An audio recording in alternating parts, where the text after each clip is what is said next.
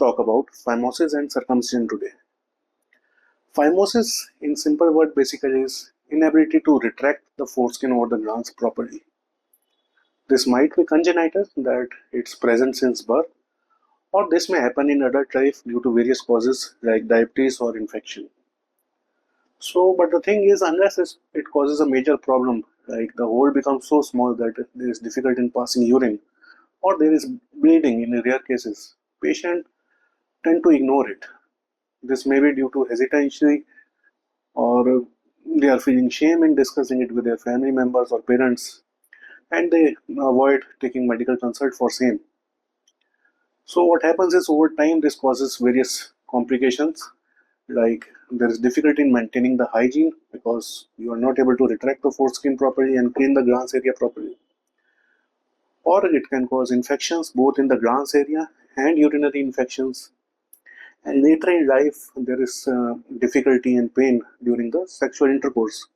In fact, most of the young patients come to me immediately after their marriages when they start facing such problems. Now, once the diagnosis has been properly established that there is phimosis, the definitive treatment for this is a surgical excision of the foreskin, in which the foreskin is completely removed and glans becomes free. Now, there are various methods by which this can be done. First is the conventional surgery, in which we give local anesthesia, anesthetize that part, and we use a blade or electrocautery to divide the foreskin, and then the cut edges, they are stitched back together using a suture. Instead of electrocautery, laser can be used to divide the foreskin, and again edges are stitched back together with a suture only.